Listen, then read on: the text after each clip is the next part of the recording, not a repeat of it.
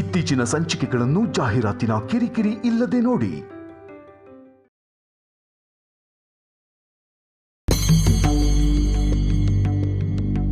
ಯಾಕೆ ಇಷ್ಟೊಂದು ಯೋಚನೆ ಮಾಡ್ತಿದ್ದೀರಾ ಅಪ್ಪ? ಅದೇನು ಅನ್ನೋದನ್ನ ಹೇಳಿ. ಆರ್ಯ ನಿನ್ನ ಹತ್ರ ಎಲ್ಲಿಗಾದ್ರೂ ಹೋಗ್ತೀನಿ ಅಂತ ಹೇಳೋದ್ನಾ? ಆ ಅಭ್ಯಾಸ ತಪ್ಪಿ ತುಂಬ ದಿನಗಳೇ ಆಗೋಯ್ತು ಅಮ್ಮ. ಹೊರಗಡೆ ಹೋಗಿದ್ದಾರೆ ಅಂದಮೇಲೆ ಮನೆಗೆ ಬಂದೇ ಬರ್ತಾರೆ ಅಲ್ವಾ? ಅನು, ಆರ್ಯನ್ ಮನಸ್ಸು ಮೊದಲಿನಾಗಿಲ್ಲ.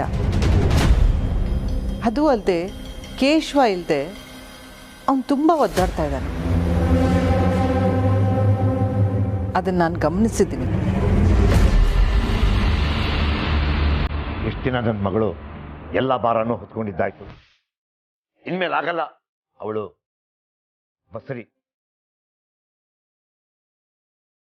ಇನ್ನೂ ಜವಾಬ್ದಾರಿ ಹೊರೆ ಹೊರಿಸಿದ್ರೆ ಆ ಜೀವ ಹೇಗೆ ತಡ್ಕೋಬೇಕು? ಅದಕ್ಕೆ ನಾನು ಹೇಳಿದ್ದು ನನ್ನ ಮಗಳು ನನ್ನ ಜೊತೆ ಕರ್ಕೊಂಡು ಹೋಗ್ತೀನಿ ಅಂತ.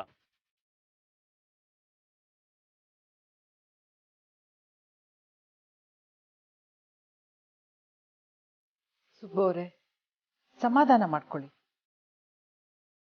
ಇದಕ್ಕೆ ಅನು ಖಂಡಿತ ಒಪ್ಕೊಳ್ಳಲ್ಲ. ಇದರಿಂದ ಮತ್ತೆ ನಿಮಗೆ ಮನಸ್ಸಿಗೆ ಬೇಜಾರಾಗುತ್ತೆ. ಯಾರು ಹೇಳಿದ್ದು ನನ್ನ ಮಗಳು ಒಪ್ಕೊಳ್ಳೋದಿಲ್ಲ ಅಂತ? ನನ್ನ ಜೊತೆ ಬರೋದಕ್ಕೆ ನನ್ನ ಮಗಳಿಗೆ ಸಂಪೂರ್ಣ ಒಪ್ಪಿಗೆ ಇದೆ.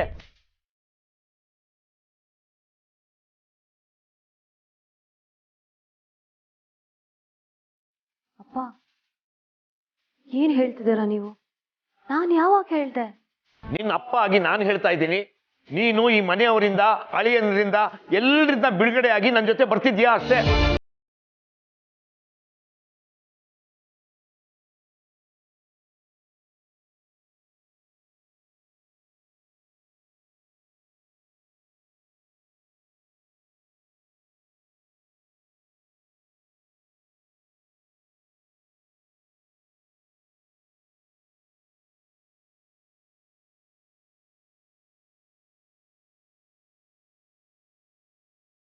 ಅದ್ಯಾ, ನೀನು ಬಂದರೆ ನನಗೊಂಥರ ಪಾಸಿಟಿವ್ ಫೀಲಿಂಗ್ ಕಾಣು. ಒಂಥರ ಹುಮ್ಮಸ್ಸು ನನ್ನಲ್ಲಿ. ನನ್ನ ತಪ್ಪನ್ನೆಲ್ಲ ನಿನ್ನ ಮನಸ್ಸಿಗೆ ಹಾಕ್ಕೊಳ್ದೆ ಮತ್ತೆ ನನ್ನ ಕರ್ಕೊಂಡು ಹೋಗಿ ಬಂದಿಯಲ್ಲ, ನನಗೂ ಇಲ್ಲಿರೋ ಕಷ್ಟ ಆಗ್ತಿತ್ತು. ನಾನು ಏನೇ ಮಾಡಿದ್ರು ಅದೆಲ್ಲ ನಿನಗೋಸ್ಕರ ಕಣೋ.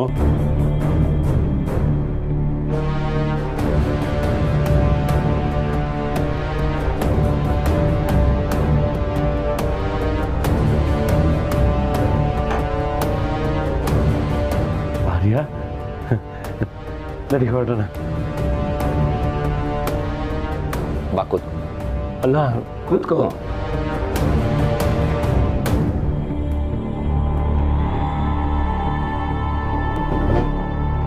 ತಗೋ ತಗೋ, ತಿಂಡಿ ತಗೋ, ಬೇಗ ತಿನ್ನು. ಅಲ್ಲ, ನಾವು ಹೇಗಿದ್ರು ಹೊರಗಡೆ ಹೋಗ್ತಿದ್ದೀವಲ್ಲ, ತಿಂಡಿ ಯಾಕೆ ತರಕೋದೆ? ನಿನ್ನ ಇಲ್ಲಿಂದ ಆಚೆ ಕರ್ಕೊಂಡು ಹೋಗೋಕೆ ಬಂದಿಲ್ಲ ಜೇಂಡೆ. ತಪ್ಪು ಯಾರು ಮಾಡಿದ್ರು ತಪ್ಪೆ. ಇದೆಲ್ಲ ಮಾಡಿರೋದು ನೀನೇ ಅಂತ ನನಗೆ ಗೊತ್ತಿದೆ. ಆದರೂ ಕೆಲವು ವಿಷಯಗಳಲ್ಲಿ ಕನ್ಫರ್ಮ್ ಆಗಿ ಗೊತ್ತಾಗೋವರೆಗೂ ನಾನು ನಿನ್ನ ಕಾಪಾಡ್ತೀನಿ.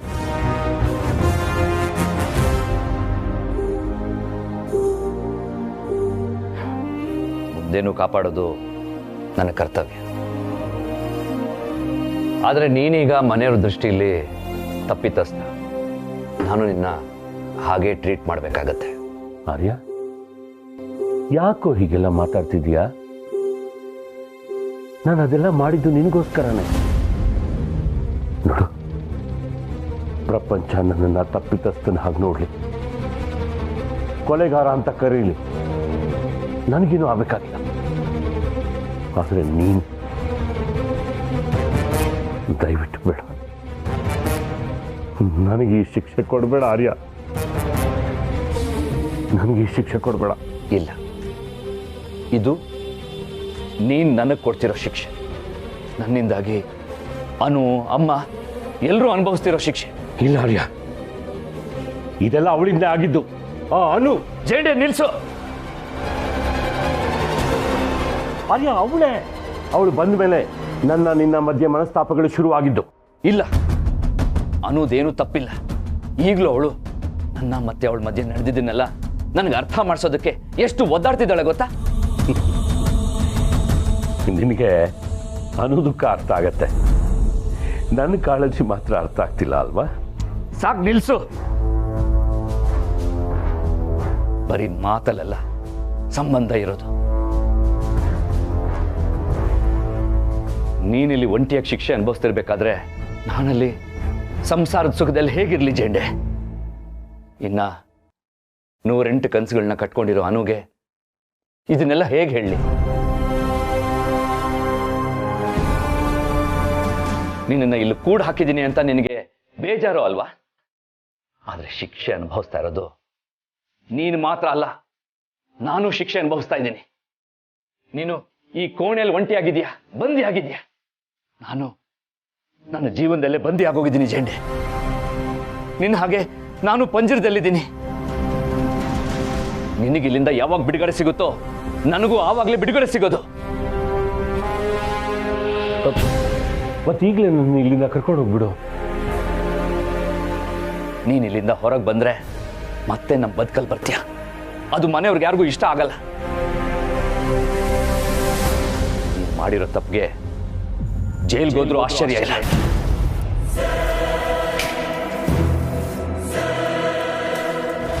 ಅದಕ್ಕೆ ನೀನ್ ಇಲ್ಲಿರೋದೇ ಬೆಟರ್. ಜೈಲ್ಗ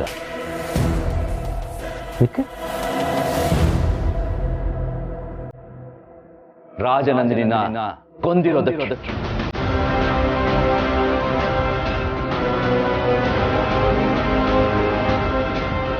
ಆರ್ಯ, ನಾನು ಕೊಲೆಗಾರ ಆಗಿದ್ದು ನಿನಗೋಸ್ಕರ ಕಣೋ. ಯೋಚನೆ ಮಾಡು, ನಾನು ಹಾಗೆ ಮಾಡಲಿಲ್ಲ ಅಂದಿದ್ರೆ ಆಗ ರಾಜನಂದಿನಿ ಮೇಡಮು ನಿನ್ನನ್ನು ಜೈಲಿಗೆ ಕಳಿಸ್ತಿದ್ರು. ನನಗೆ ನಿನ್ನನ್ನು ಉಳಿಸ್ಕೊಳ್ಳೋಕ್ಕೆ ಅದೊಂದೇ ದಾರಿ ಇದ್ದಿತ್ತು. ನಿನ್ನನ್ನು ಜೈಲಿಗೆ ಕಳಿಸೋದು ನನಗೆ ಬೇಕಾಗಿರಲಿಲ್ಲ ಕಣ. ಬಹುಶಃ ನಾನು ಜೈಲಿಗೆ ಹೋಗಿದ್ರೇನೆ ಚೆನ್ನಾಗಿರ್ತಿತ್ತು. ಕಡೆ ಪಕ್ಷ ಇವಾಗ ಬಿಡುಗಡೆ ಆಗ್ತಿದ್ದೆ.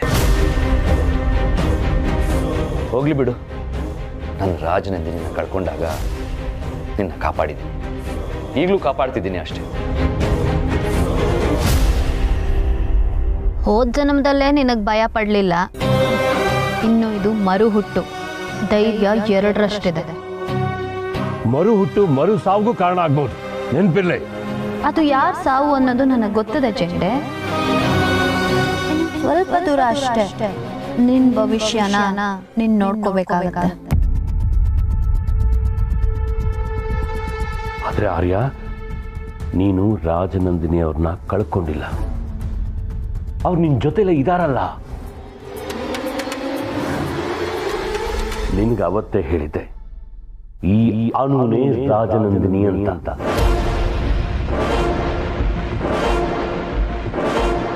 ಅವ್ರ ರೂಪ ಬದಲಾದ್ರೂ ರಾಜನಂದಿನಿ ಹಾಗೆ ನಿನ್ ಜೊತೆ ಬದುಕ್ತಿದಾರಲ್ಲ. ನಾನು ಹೇಗೆ ಅಪರಾಧಿ ಆಗ್ತೀನಿ?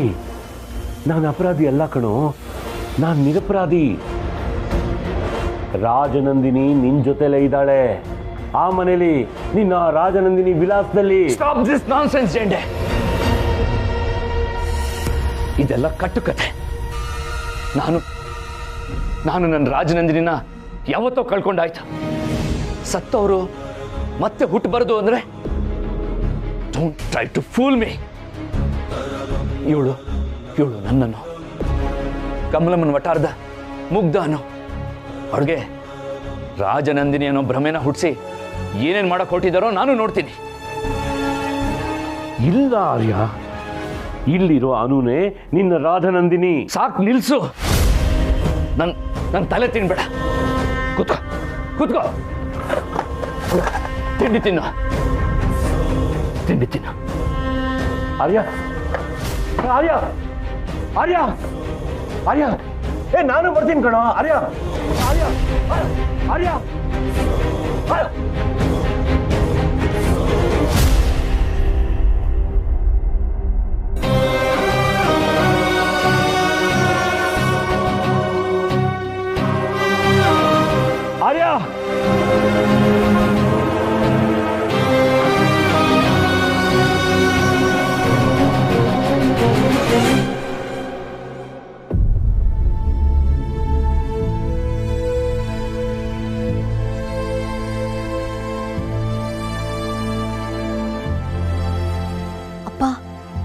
ಏನಪ್ಪ ಹೇಳ್ತಿದ್ದೀರಾ ನೀವು?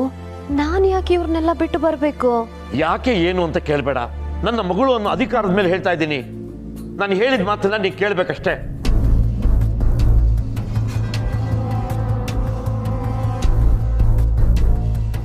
ನಾನು ವಾಪಸ್ ಹೋಗ್ತಿದ್ದೀನಿ ಅಂತ ಹೇಳೋಕ್ ಬಂದ್ರೆ ಇಲ್ಲೇನೋ ಆಗ್ತಿದೆ. ಸುಬ್ಬು ಅಂಕಲ್ ಯಾಕೆ ಕೋಪ ಮಾಡ್ಕೊಂಡಿದ್ದಾರೆ? ಅಪ್ಪ, ನಿಮಗೆ ನೋವಾಗಿದೆ ಅಂತ ಗೊತ್ತು ಅಪ್ಪ. ಆದ್ರೆ ಅದು ಆಗ್ಲೇ ನೀನು ದೇವ್ರ ಮುಂದೆ ಅಪ್ಪ ನೀ ಹೇಳ್ದಾಗ ಕೇಳ್ತೀನಿ ಅಂತ ಹೇಳಿದ್ಯಾ. ನಿನ್ನ ಹೊಟ್ಟೆಯಲ್ಲಿರೋ ಮಗು ಮೇಲೆ ಪ್ರಮಾಣ ಮಾಡಿ ಹೇಳಿದ್ಯಾ. ಮಾತು ತಪ್ಪು ಹಾಗಿಲ್ಲ.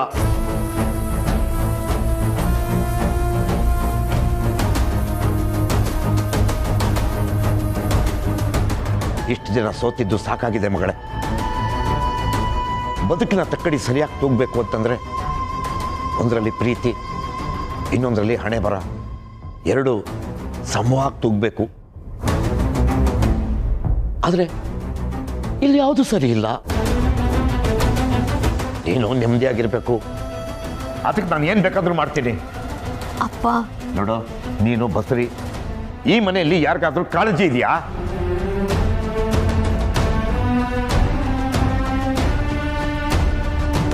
ನೀನು ಒಬ್ಬಳೇ ಎಲ್ಲ ಹೊರೆನೂ ಹೊತ್ಕೊಳ್ಳೋದು ನನಗಿಷ್ಟ ಇಲ್ಲ ಮಗ. ಸುಬ್ಬು ಅವರೇ, ನೀವು ಹೇಳ್ತಿರೋ ಹಾಗೆ ಅನುನ ಯಾರು ಈ ಮನೆಯಲ್ಲಿ ಕೆಟ್ಟದಾಗ ಟ್ರೀಟ್ ಮಾಡ್ತಾ ಇಲ್ಲ. ಇನ್ಫ್ಯಾಕ್ಟ್ ಫಸ್ಟ್ ಸೊಸೆ ಯಾರು ಅನ್ನೋದೇ ಡೌಟ್ ಆಗುತ್ತೆ ಒಂದೊಂದ್ಸಲ. ನಿಮ್ಮ ಮಗಳು ಹೇಳ್ದಾಗೆ ಎಲ್ಲರೂ ಈ ಮನೇಲಿ ಕೇಳೋದು.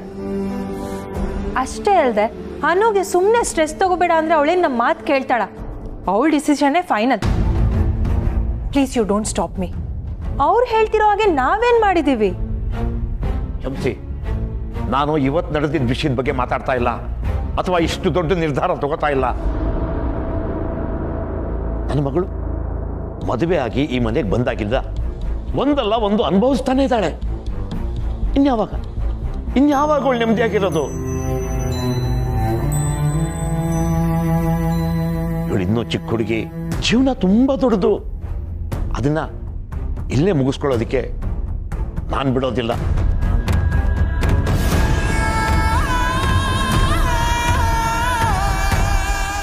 ನೋಡಿ, ನಾವು ಮಿಡ್ಲ್ ಕ್ಲಾಸ್ ಜನ, ಮರ್ಯಾದೆಗೆ ಹೆದರ್ತೀವಿ. ಅದರಲ್ಲೂ ಹೆಣ್ಮಕ್ಳು ಇದ್ಬಿಟ್ರಂತೂ ಮುಗ್ದೇ ಹೋಯ್ತು.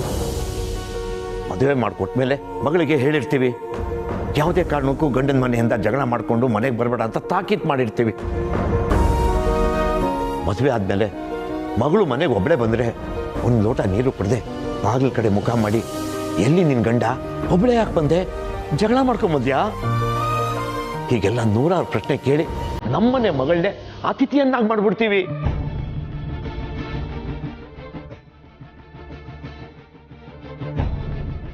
ನಮಗೆ ಮದುವೆ ಮಾಡೋದೇ ದೊಡ್ಡ ಪ್ರತಿಷ್ಠೆ. ಅಂಥದ್ರಲ್ಲಿ ನಾನು ಇಂಥ ನಿರ್ಧಾರ ತಗೊಂಡಿದ್ದೀನಿ ಅಂದರೆ ಅದ್ರ ಹಿಂದೆ ದೊಡ್ಡ ಯೋಚನೆ ಇರುತ್ತೆ ಅಂತ ನಿಮ್ಗೆ ಯಾರಿಗೂ ಅನ್ಸಲ್ವಾ? ಸುಬ್ಬು, ನಿನ್ ಮನಸ್ಸಲ್ಲಿ ಏನಿದೆ ಅದೆಲ್ಲ ಹೇಳ್ಬಿಡ್ಲಿ ಅಂತ ಇಷ್ಟೊತ್ತವರೆಗೂ ನಾನು ಸುಮ್ಮನೆ ಇದ್ದೆ. ಆದ್ರೆ ನೀನ್ ಹೀಗೆಲ್ಲ ಮಾತಾಡಿದ್ರೆ ಅವ್ರಿಗೂ ಬೇಜಾರಾಗಲ್ವಾ?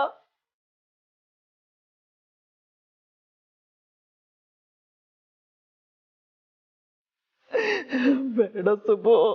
ನೀನ್ ಸುಮ್ಮನಿರು ಪುಷ್ಪ. ಮಗ, ಹೆದರ್ಕೋಬೇಡ. ನಿನ್ ಜೊತೆಗೆ ನಾನು ಇರ್ತೀನಿ. ನೀನೇ ಎಷ್ಟೋ ಸಲ ಹೇಳಿದ್ಯಾ, ಅಪ್ಪ ನೀನ್ ನನ್ನ ಜೊತೆಗಿದ್ರೆ ನನ್ಗೇನು ಭಯ ಇಲ್ಲ ಅಂತ. ಇವತ್ತ್ಯಾಕೆ ಮಗ ಈ ಯೋಚನೆ?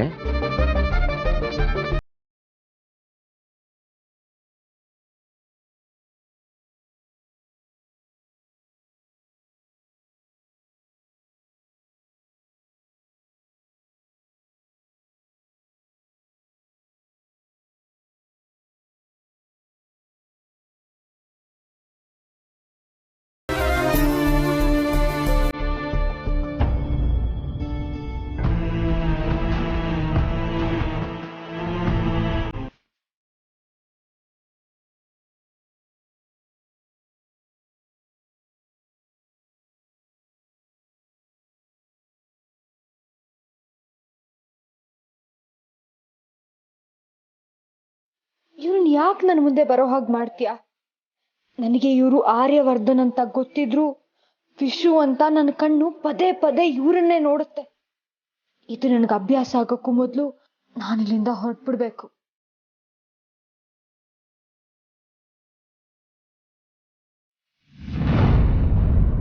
ಹಳ್ಳಿ ಅಂದ್ರೆ ಬರೋದಕ್ಕೆ ಯಾಕೆ ಇಷ್ಟು ತಡ ಮಾಡಿದ್ರಿ? ಯಾಕೆ, ಏನಾಯ್ತು? ಸುಬ್ಬು ಆಗ್ಲಿಂದ ಏನೇನೋ ಮಾತಾಡ್ತಿದ್ದಾರೆ.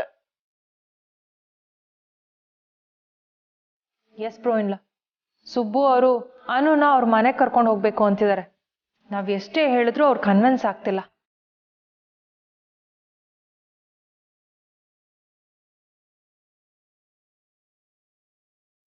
ನಾನೇನು ತಲೆ ಕೆಟ್ಟು ಮಾತಾಡ್ತಾ ಇಲ್ಲ. ನನ್ನ ಮಾತಲ್ಲಿ ನ್ಯಾಯ ಇದೆ ಅಂತ ನಿಮ್ಮೆಲ್ರಿಗೂ ಗೊತ್ತು. ನಿಮ್ ಮಗ್ಳಿಗೆ ನಾವ್ ಹಿಂಸೆ ಕೊಡ್ತಿದೀವಿ ಅನ್ನೋದೇ ನಿಮ್ ಮಾತಿನ ನ್ಯಾಯನಾ? ಮಾನ್ಸಿ,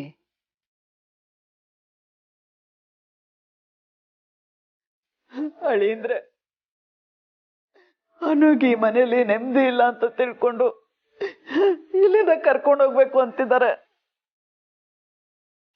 ನಾವೆಷ್ಟೇ ಹೇಳಿದ್ರು ಸುಬ್ಬು ನಮ್ಮ ಮಾತನ್ನ ಅರ್ಥನೇ ಮಾಡ್ಕೋತಿಲ್ಲ. ನೀವೇ ಸ್ವಲ್ಪ ಅರ್ಥ ಮಾಡಿಸಿ.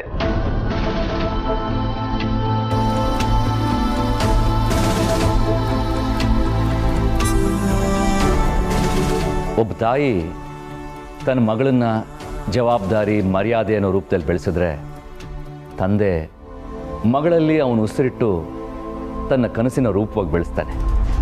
ಅಂಥ ತಂದೆಗೆ ತನ್ನ ಮಗಳು ಕಷ್ಟದಲ್ಲಿದ್ದಾಳೆ ಅಂತ ಅನಿಸಿದ್ರೆ ಅದು ಸುಳ್ಳಾಗೋದಕ್ಕೆ ಸಾಧ್ಯನೇ ಇಲ್ಲ.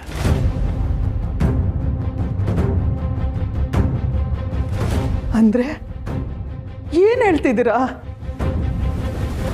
ಸುಬ್ಬು ಹೇಳ್ತಿರೋದೇ ಸರಿ ಅಂತ ನೀವು ಹೇಳ್ತಾ ಇದ್ದೀರಾ? ಹೌದು, ಸುಬ್ಬು ಅವ್ರಿಗೆ ತಮ್ಮ ಮಗಳನ್ನ ಕರ್ಕೊಂಡು ಹೋಗೋ ಎಲ್ಲ ಅಧಿಕಾರ ಹಕ್ಕು ಇದೆ ಅಂತ ಅರ್ಥ.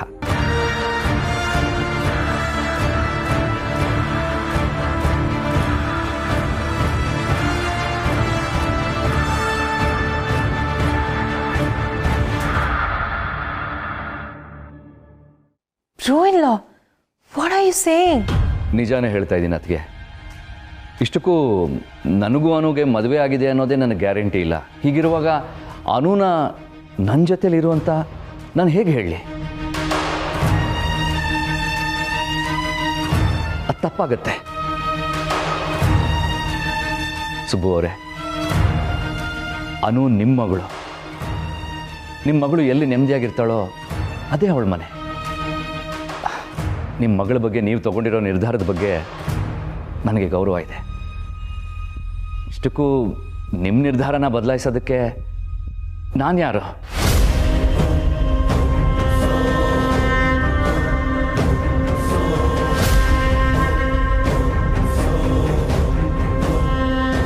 ನೀನ್ ಯಾರ?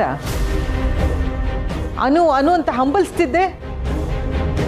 ಈಗ ಅನು ಹೋಗ್ತಾಳೆ ಅಂದ್ರೆ ಸುಮ್ಮನೆ ಬಿಟ್ಬಿಡ್ತೀಯಾರ್ಯಾ? ಅಮ್ಮ, ನಾನು ಅವ್ರ ಹೆಂಡತಿ ಅಂತ ಅವ್ರಿಗೆ ಸಾಕಷ್ಟು ಸತಿ ಹೇಳಿದ್ದೀನಿ. ಶಕ್ತಿ ಮೀರಿ ಅವ್ರಿಗೆ ಅರ್ಥ ಮಾಡಿಸೋದಕ್ಕೆ ಪ್ರಯತ್ನ ಪಟ್ಟಿದ್ದೀನಿ. ಇಷ್ಟೆಲ್ಲ ಆದಮೇಲೂ ಅವ್ರಿಗೆ ನಾನು ಅವ್ರ ಹೆಂಡತಿ ಅಂತ ಅನಿಸಿಲ್ಲ ಅಂದಮೇಲೆ ಬಲವಂತ ಮಾಡೋದ್ರಲ್ಲಿ ಅರ್ಥನೇ ಇಲ್ಲ ಅಮ್ಮ.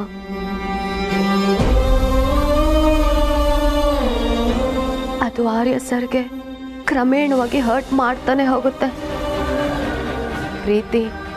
ಪ್ರೀತಿ ರೂಪದಲ್ಲಿದ್ದರೆ ಮಾತ್ರ ಚೆನ್ನಾಗಿರುತ್ತೆ. ಅದು ಬೇಡಿಕೆ ಆದರೆ ದೊಡ್ಡ ಹೊರೆ ಆಗುತ್ತೆ ಅಮ್ಮ. ಅದು ನನಗಿಷ್ಟ ಅಲ್ಲ. ನಾನು ನನ್ನ ಅಪ್ಪನ ಜೊತೆ ಹೋಗೋದಕ್ಕೆ ತಯಾರಿದ್ದೀನಿ.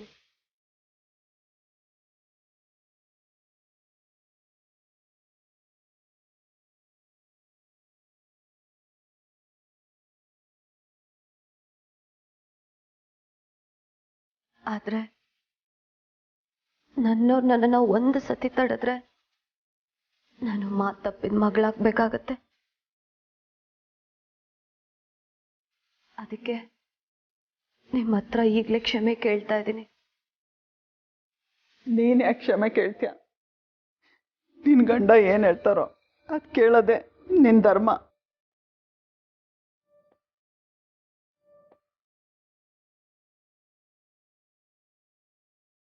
ಆರ್ಯ ಸರ್ ಏನಂತಾರೋ ನಾನು ಹಾಗೆ